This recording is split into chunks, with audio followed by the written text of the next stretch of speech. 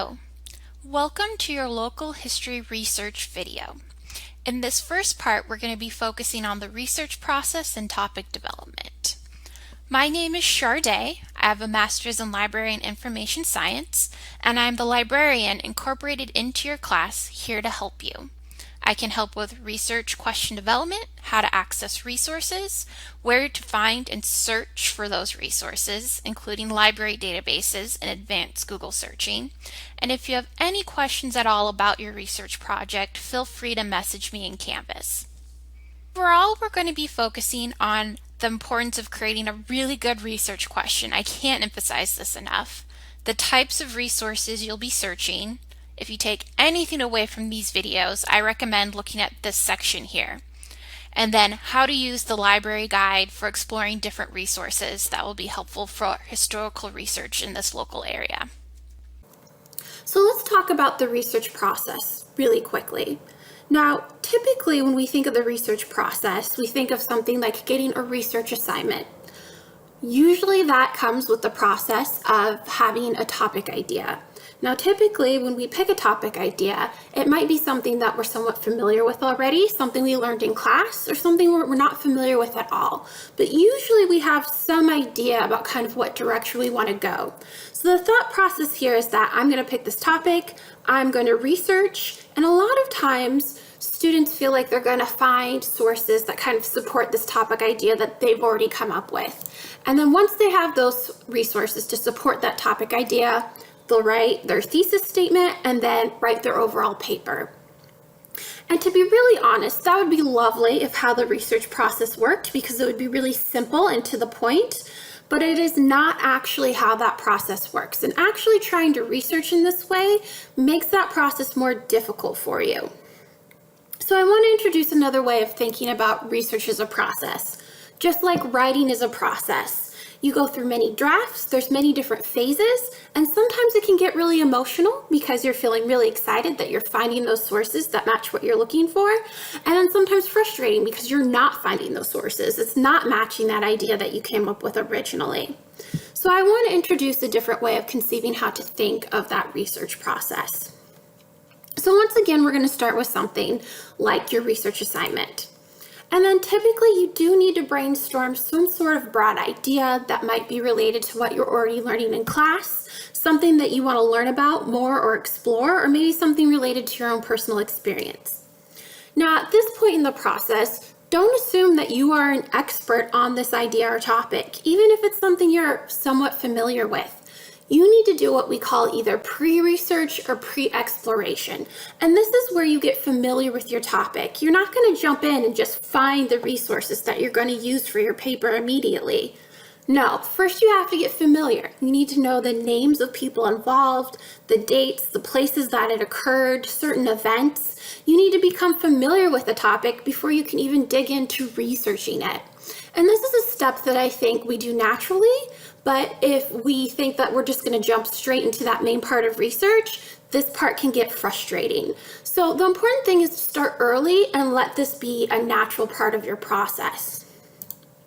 Another step that we tend to skip is creating something called a research question. And a research question is pivotal in making this process flow smoothly for you. So in fact, I'm even going to take a step outside of this flowchart for a moment and talk in a little bit more detail about what a research question is. So on the screen here, we have an example of taking something like a broad topic and narrowing it down to a research question. And the example on the screen, our broad topic is global warming. And you can see from step 2 here, we're exploring all the different aspects or maybe different parts of global warming that we might find interesting.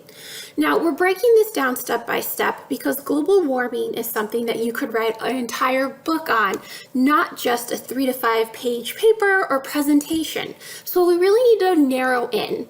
One of the things we notice at the library is that students really struggle with focusing a topic because it feels like if it's not broad enough, you're not going to have enough to write about. But that's not true. If you focus it to the appropriate level, by the time you find the resources required for this assignment, you'll have plenty to say, I promise. Let's go back to the screen here for step number 3. So you can see that we've taken our broad idea, we've broken it down into various parts, and now we've created a more specific research question compared to our broad topic.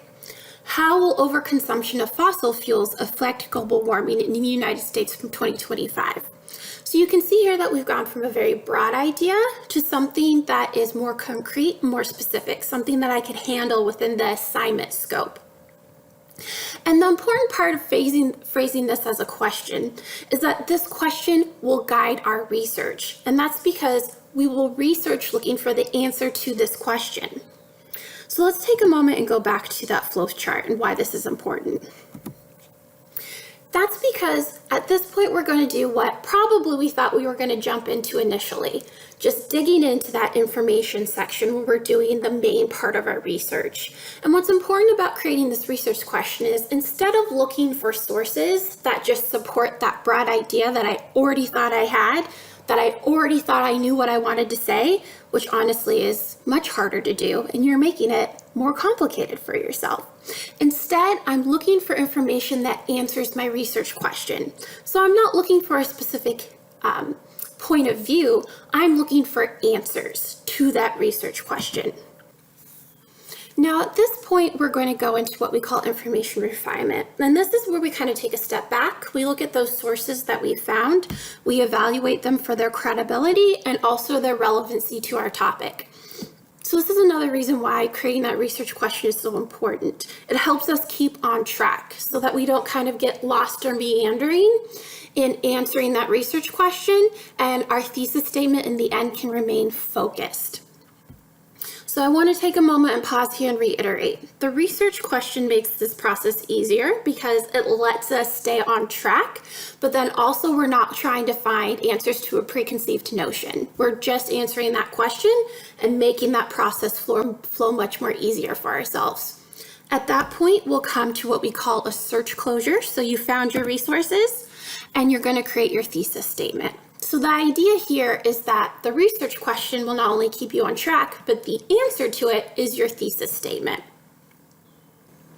We've also given ourselves some leeway to let that research guide us. That's the purpose of research to start with, right? You're not supposed to go in with a preconceived notion. No, you're supposed to let the research tell you what your thesis is going to be in the end. And if you do that, this process becomes a lot less frustrating. However, it is important to note that you will jump back and forth between different phases here. For instance, as we work on our pre-exploration and creating our research question, maybe our research question will change and we'll have multiple drafts the more that we learn. And that same can be said from our information collection phase to creating our research question. So don't think that one phase is done, check the box, you'll move on to the next. Sometimes it takes multiple iterations and drafts. So if that is happening in your research process, know that that is perfectly natural and how this process is supposed to work. The example I'll be using in these videos is going to be about the Olmsted brothers and how they created the Spokane parks. They're very famous architectures. They do landscape architecture. They did a lot of gardens, a lot of parks in this area, including Central Park in New York. So they're very famous, and I think it's just an interesting topic that we can use as an example today.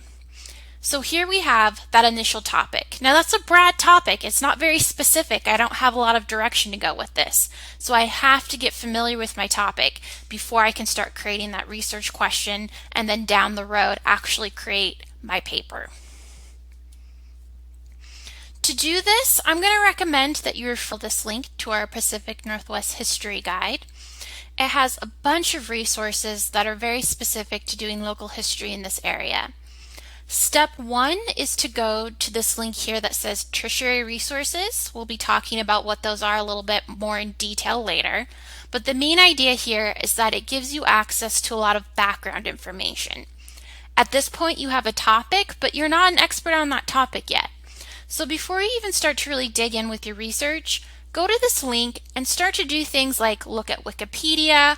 I would recommend going to this website here that's called HistoryLink. It's an encyclopedia for Washington State history. It can be really helpful.